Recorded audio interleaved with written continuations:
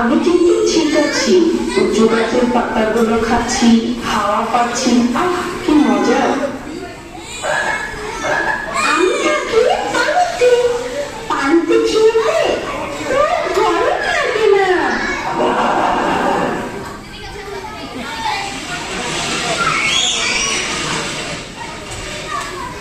তোমরা শুনেছো কিছু? শব্দটা কোথা থেকে আমরা?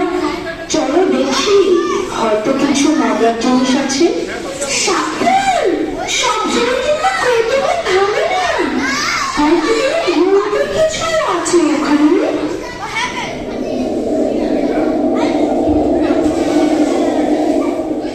ও আচ্ছা, এখানে একটা কূপ আছে, এখান থেকে তো ঠান্ডা ঠান্ডা বাতাস আসছে, কিন্তু দেখছি কূপটা বেশ গভীর। হ্যাঁ, বেশ বিপজ্জনক বটে। এখানে পড়ে গেলে বেরোবার আর উপায় নেই। খুব পিপাসা লেগেছে, কূপটা আমি ঠান্ডা মনে হয়, আমি নামতে হয়তো এক্ষুনি। থামো, যে অনেক গভীর কেন?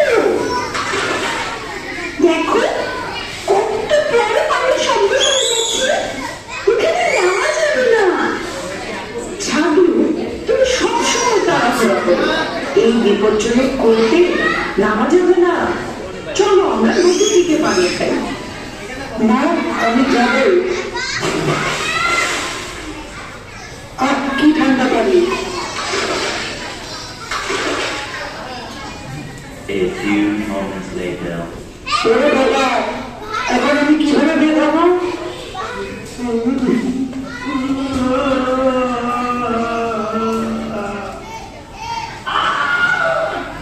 বলেছিলাম না, এটা অনেক গভীর করে পড়বে আর বেরোবার উপায়।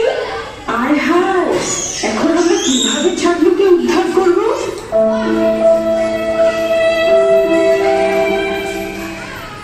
দয়া করে বাঁচাও, আমাকে উদ্ধার করো। লম্বা ভাই, তোমার গলাটা অনেক লম্বা, তুমি চালুকে সাহায্য করো। ছাগলু, আমি আমার গলা নামাচ্ছি, তুমি ধরে ওঠো।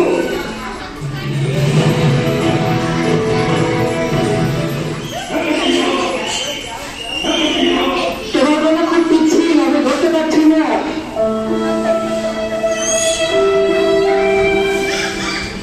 এখন উপায়? আমি তো ভালো লাফাতে পারি, আমি ভিতরে গিয়ে তোমাকে ছেড়ে দিই। না না, তুমি ছোট, পড়ে যাবে। হ্যাঁ, ঠিক বলেছ। আইডিয়া, শোনো, গাছের কাছ থেকে লম্বা ডাল ভেঙে এনে দাও, ওইটা বইয়ের মতো হবে। চমৎকার idea!